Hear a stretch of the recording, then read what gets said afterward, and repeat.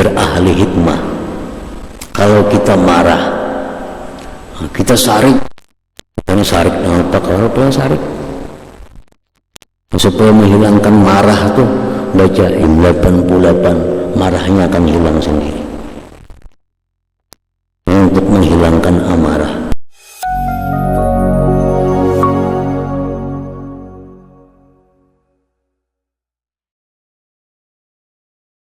Para muhibbin rahimakumullah, Allah subhanahu wa ta'ala dengan namanya Al-Halim tidak segera menyiksa.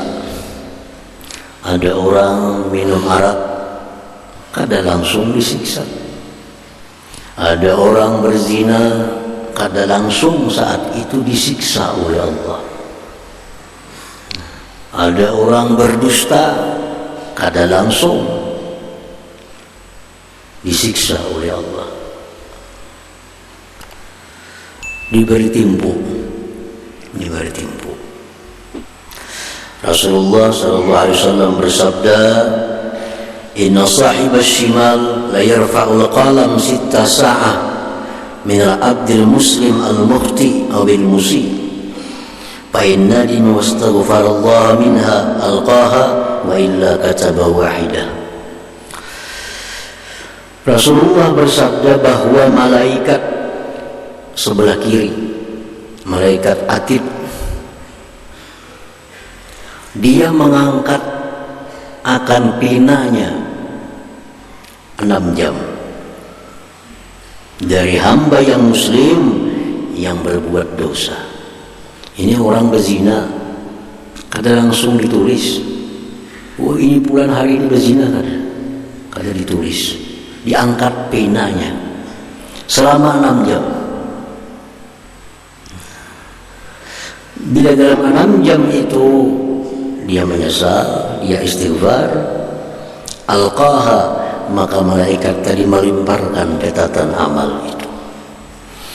Tetapi kalau sudah 6 jam dia tidak bertobat, ditulis satu kesalahan, tapi tidak langsung dihukum, tidak langsung ditahan, kada langsung disiksa.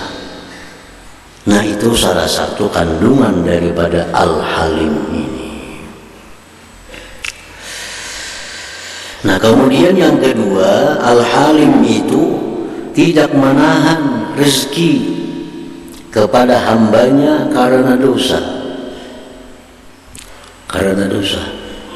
Jadi orang-orang yang maksiat tetap diberi Allah rezeki, sebagaimana Allah berikan rezeki kepada orang yang taat.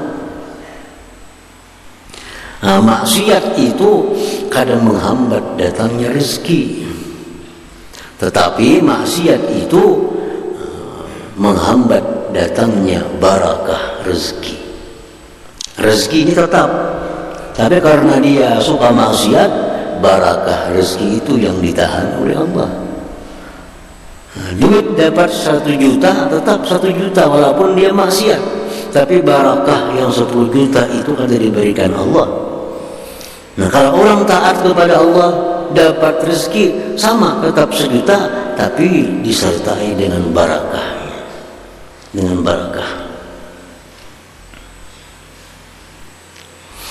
Para muhibbin rahimakumullah. Nah, yang ketiga, dia memaafkan padahal dia mampu untuk menyiksa. Ada orang berbuat salah, sehari, 2 hari, 3 hari, kada tubat dari dosa. Allah padahal mampu menyiksa nih, ditangkap, dikirim Tuhan 1 malaikat, dilumpuhkan kakinya. Allah mampu, tapi Allah maafkan. Nah, itu Al-Halim ini. Al-Halim.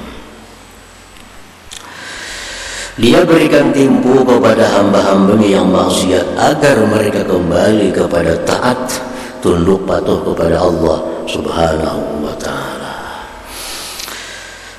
Qala Allah Ta'ala, Allah berfirman, wa la yu'akhidullahu an-nasa 'ala dhulmihim ma taraka 'alaiha min dabbah. An-Nahl Andai kata Allah menyiksa manusia karena kezaliman mereka, ada orang zalim langsung disiksa oleh Allah. Ada orang berbuat salah langsung disiksa oleh Allah. Niscaya tidak Allah tinggalkan lagi di muka bumi ini satu binatang yang melata habis.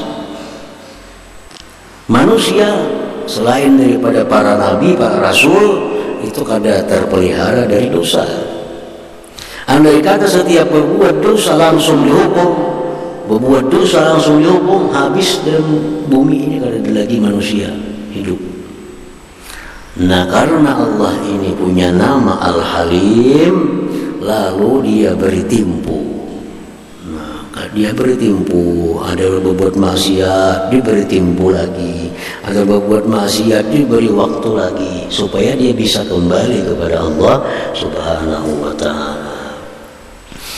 Nah, para muhibbin rahimakumullah, ruwiya diriwayatkan anna Ibrahim alaihissalam ra'a rajulan mustaqilan bima'siyah faqala Allahumma ahlikhu fahalaka thumma ra'a thaniyan wa thalithan fada'a fahalaku para arabian fahamma bid-du'a fa'awha Allah ilaih kifi Ibrahim falau ahlakna kulla abdin asa ma baqiya illa al-qalil walakin idza asa amhalnahu fa in taba qabilnahu فإن أصر أخرنا العقاب عنه لعلمنا بأنه لا يخرج عن ملكنا. Nabi Ibrahim alaihissalam melihat ada orang maksiat, berdoa, Allahumma ahlikhu, ya Allah binasakan dia, mati orangnya. Di lain waktu Ibrahim melihat lagi orang maksiat, berdoa pulang, Allahumma ahlikhu, ya Allah binasakan dia, mati. Di lain waktu Ibrahim melihat lagi orang maksiat, berdoa lagi, Allahumma ahlikhu, ya Allah matikan dia, pahalaka, mati lagi. Di lain waktu Ibrahim melihat lagi ada orang maksiat, begitu Ibrahim hendak berdoa, ya Tuhan, berhenti hai Ibrahim, jikalau kami binasakan tiap-tiap hamba yang maksiat, mati, orang maksiat mati, orang maksiat mati, ma baqiya illal qalil, habis dalam dunia kecuali sedikit orang. Walakin idza asa amhalna, tetapi ujar Tuhan, bila mana hambaku itu maksiat, amhalnahu, kami beri dia tempo, kami beri dia waktu. Fa in taba qabilnahu, jikalau dia tobat, kami terima tobatnya. Jikalau dia tidak tobat, terus berbuat dosa, tetap kami tunda menghukumnya, karena kami tahu dia akan tidak bisa keluar dari kerajaan kami. Ada orang maksiat dibiarkan Tuhan, ada orang maksiat dibiarkan Tuhan, karena Tuhan tahu orangnya suatu saat akan dihukum dan dia kadang akan bisa keluar daripada kerajaan Allah Subhanahu wa ta'ala. Para muhibbin rahimakumullah, jadi artinya Al-Halim lengkap. Kalau dalam bahasa Indonesia Al-Halim itu diartikan dengan yang maha penyantun. Nah, itu arti sangat ringkas. Kalau kita lihat Asmaul Husna yang diterjemahkan ke bahasa Indonesia, Al-Halim artinya maha penyantun. Padahal lebih daripada itu makna yang sebenarnya. Penyantun, benar penyantun. Penyabar, iya penyabar. Jadi kita wajib percaya, wajib beriman bahwa salah satu di antara sekian nama-nama Allah ada di antaranya Al-Halim ini. Al-mu'min bismillah al-halim ayyattasifa bil hilmi. Kalau sudah beriman, percaya bahwa nama Allah itu ada Al-Halim. Orang yang beriman itu bahwa dia bersifat dengan hilim. Hilim itu sifat. orangnya disebut halim.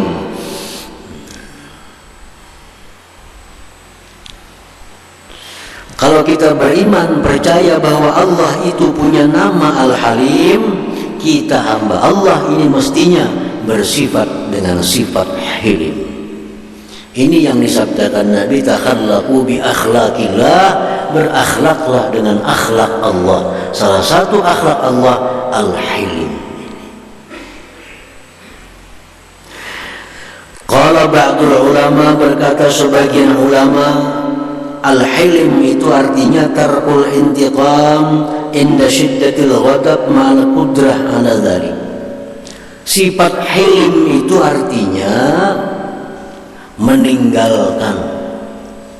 meninggalkan, mengambil pembalasan ketika bersangatan marah, padahal dia kuasa untuk melakukan pembalasan itu. Nah, ini sifat hilim. Sifat hilim itu artinya dia bisa membalas orang yang salah kepadanya, tapi dia maafkan. Nah, sifat hilim. Ada orang yang menghina, padahal yang menghina ini dipukulnya hanya kau mukul, tapi dimaafkannya. Nah, itu Al-Hilim. Ada orang yang menyakitinya, dia balas, sanggup membalas, tapi dimaafkan. Nah, ini Al-Hilim. Kalau ada orang menyakiti, kita membalas kada sanggup, kalau kita tahan, itu kada Al-Hilim. Misalnya seorang budak, seorang rakyat dengan raja. Raja menyakiti rakyat, hendak melawan kada wani. Melawan kada wani raja. Yang diam aja, tahan dia, itu kada hilim katanya. Kada hilim. Tapi kalau rakyat ini ada yang menghina raja, rakyat ada yang meremehkan raja, rakyat ada yang menyakiti raja, nah, raja menangkap tuh bisa, tapi kada usah, maafkannya raja. Nah, ini raja punya sifat hilim.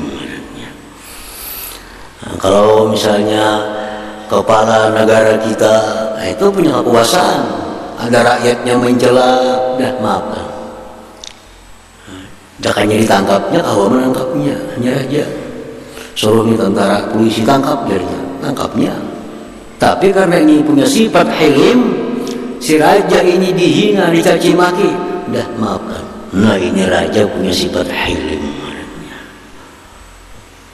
Nah, beda dengan raja yang ada punya sifat hilim. Ada orang yang mencela, tangkap. Ada orang yang memprotes, tangkap. Itu raja ada punya sifat hilim. Ini raja ada beriman dengan Al-Halim. Kalau seorang raja beriman kepada Al-Halim, siapapun yang mencela dia, siapapun yang mencaci maki dia, walaupun dia mampu untuk menangkap, dia biarkan, dia maafkan. Nah, ini raja punya sifat Al-Halim. Pimpinan dengan bawahan,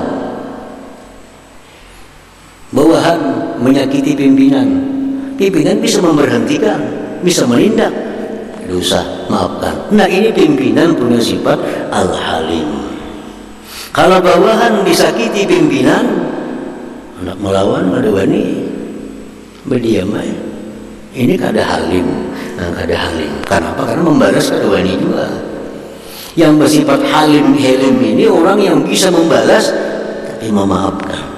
Nah, seperti contohnya Allah dengan namanya Al-Halim, hamba-hamba yang maksiat kepadanya, walaupun dia kuasa untuk membinasakan, tapi dia biarkan, dia bertimpu, dia maafkan. Nah, ini Al-Halim. Para muhibbin rahimakumullah. Jadi kalau kita bisa mampu memaafkan orang-orang yang di bawah kita, berarti kita punya sifat hilim. Kita ini namanya Al-Halim. Anak buah kita menghina kita, menyakiti kita, pada anak buah nih, pada anak buah, karyawan kita menyakiti kita, kita maafkan. Nah, kita punya sifat hilim. maka kita disebut Al-Halim. Nah, para muhibbin rahimakumullah,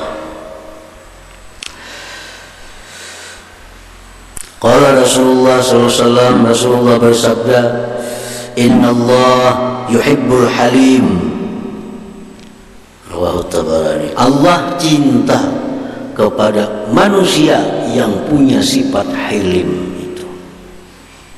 Orang yang pemaaf itu belum tentu halim. Tapi halim ini lebih dari sekedar pemaaf. Allah mencintai hambanya yang punya sifat halim itu, memaafkan di saat mampu untuk membalas. Di saat mampu untuk membalas. Wa qala sallallahu alaihi wasallam, innar rajulal muslim la yudriku bil hilmi darajat as-shaim al-qaim. Rawahu Tabarani. Rasulullah SAW bersabda bahwa seseorang muslim dia memperdapati dengan sifat hilim itu kedudukan orang yang ahli puasa, ahli tahajud. Ini ada orang puasa sunat setiap hari, malam beribadah semalaman, tapi orang ini kada punya sifat hilim. Salah sedikit sorry, salah sedikit. Padahal orangnya pemuasa, puasa sunat hari-hari, malam tahajud, cuma karena kau tersinggung sakit kerja. Ada yang seikum ini kada puasa sunat-sunat, ini kada sembahyang tahajud semalaman kada, tapi punya sifat hilim. Ada orang mengganggu dia maafkan. Ada orang menghinainya, ia maafkan. Nah, orang ini dalam pandangan Allah sama derajatnya. Dengan sifat hilim yang ada pada dirinya, dia bisa memperdapati derajat orang yang ahli puasa dan ahli sembahyang. Nah, para muhibbin rahimakumullah, wa min du'aihi sallallahu alaihi wasallam, setengah daripada doa Nabi, Allahumma aghnini bil ilmi wa zayyinni bil hilmi wa zayyinni bil hilmi wa akrimni bit taqwa wa jammilni bil afiyah. Allahumma aghnini bil ilmi, ujar Nabi, ya Allah kayakan aku dengan ilmu, perhiasi aku dengan sifat hilim, muliakan aku dengan takwa, dan elokkan aku dengan afiat. Nah, artinya apa? Sifat hilim itu mesti diminta. Mesti diminta kepada Allah agar kita punya sifat hilim itu. Sifat hilim ini bukan sifat bawaan manusia. Bawaan asli manusia itu ketujuh marah, itu bawaan asli manusia, mengutamakan hawa nafsu. Nah, kalau untuk berisi sifat yang namanya hilim tadi, itu mesti ada usaha dari kita. Salah satu usaha agar kita punya sifat hilim, minta kepada Allah, Allahumma akrim Allahumma aghnini bil ilmi wa zayyinni bil hilmi. Ya Allah, kayakan aku dengan ilmu, perhiasi aku dengan sifat hilim. Jadi kadang-kadang kita mendengar nih hilim ini bagus, punya sifat hilim, dicintai Allah, punya sifat hilim, sederajat orang ahli puasa, ahli sembahyang.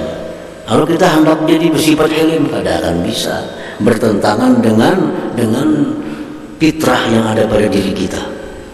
Fitrah yang ada pada diri kita, kalau ada orang menyakiti, balas.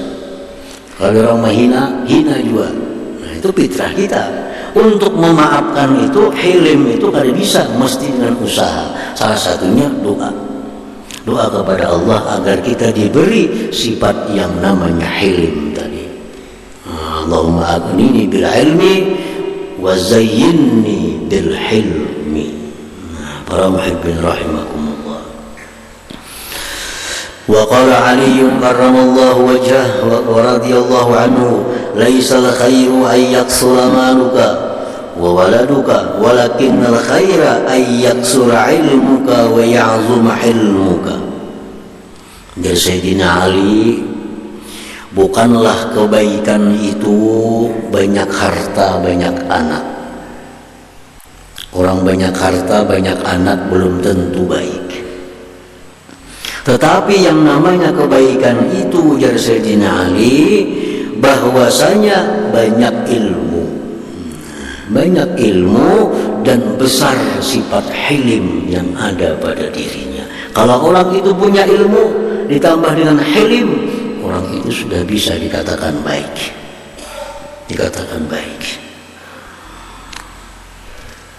Nah, jadi yang pertama, kalau kita beriman bahwa Allah punya nama Al-Halim, maka kita pun mesti punya sifat hilim, yaitu meninggalkan membalas ketika marah, padahal kita kuasa untuk membalas itu.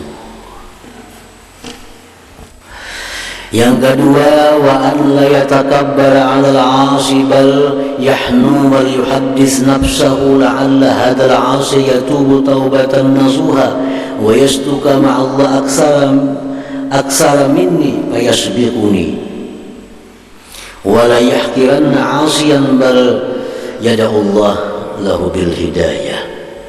Yang kedua, kalau kita beriman bahwa Allah itu bernama Al-Halim, kita tidak boleh merasa sombong daripada orang yang maksiat kepada Allah. Melihat orang maksiat, merasa kita bersih. Melihat ada orang berbuat dosa, kita merasa suci. Jangan itu. Hendaknya dia sayang, hendaknya dia kasihan kepada orang maksiat itu.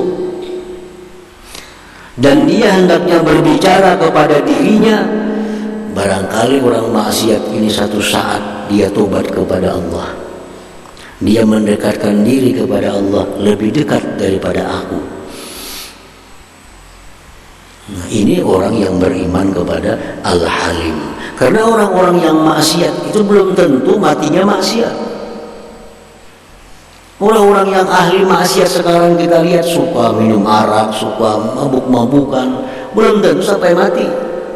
Kita yang sekarang suka di masjid belum tentu sampai mati suka di masjid. Nah, oleh karena itu kita melihat orang yang maksiat itu jangan membesarkan diri, jangan merasa jijik dengan orang maksiat, jangan merasa enggan dengan orang maksiat. Siapa tahu saatnya nantinya tobat kepada Allah, mendekatkan diri kepada Allah lebih dekat daripada kita yang sekarang ini. Jadi orang-orang maksiat itu bukan untuk dihinakan. Orang maksiat bukan untuk dikucilkan, tapi orang maksiat itu perlu dikasihani, dibimbing, disamping dengan doa agar mereka dapat hidayah dari Allah. Nah, itu orang yang beriman kepada Al-Halim tadi. Nah, kalau kita sudah bisa demikian, tidak membalas kepada orang yang menyakiti padahal mampu untuk membalas. Yang kedua, kita bisa mengasihani orang yang maksiat dan mendoakan mereka agar dapat hidayah. Dua ini ada pada diri kita, maka kita disebut Abdul Halim, hamba daripada Al-Halim. Nah, para muhibbin rahimakumullah, qala ba'dul hukama, berkata sebagian ahli hikmah, man kana ghadiban wa zakarahu samanan wa samanina marrah zahaba ghadabu. Ujar ahli hikmah, kalau kita marah, kita sarik, baca ya Halim 88, hilang sendiri marahnya. Kita ini sarik apa? Kalau pengen sarik supaya menghilangkan marah tuh, baca ya Halim, ya Halim, ya Halim, ya Halim, ya Halim 88, marahnya akan hilang sendiri. Ini untuk menghilangkan amarah. Masa kita diganggu orang atau kita dihina orang, sebagai manusia kita ada marah. Nah, marah kalau dibiarkan akan menghilangkan kebaikan-kebaikan. Nah, supaya marahnya hilang, ya Halim, ya Halim, ya Halim. Ingat bahwa Allah itu bernama Al-Halim. Nah, itu khasiat daripada Al-Halim ini. Yang kedua, khasiatnya Al-Halim ini, kalau ada orang yang pemarah, bacakan ya Halim, ya Halim, ya Halim, ya Halim, maka orang itu akan tenang marahnya. Misalnya kita berisi anak, misalnya anak kita ini kelakuannya pemarah, nah kayaknya guring, bacakan di telinganya, karena ada hitungannya kesalah kita, baca di telinganya ya Halim, ya Halim, ya Halim, ya Halim, amalkan itu, maka anak ini akan menjadi orang yang bersifat halim. Bini kita penyarikan umpamanya, kayaknya guring, bacakan di telinganya ya Halim, ya Halim, ya Halim, ya Halim, ya Halim. Laki penyarikan, laki guringnya bisiki telinganya ya Halim, ya Halim, ya Halim. Itu khasiat daripada nama Allah Al-Halim ini. Jadi orang yang pemarah mengamalkan ya Halim, biar ahli hikmah akan hilang marahnya itu. Dan orang yang pemarah kalau dibacakan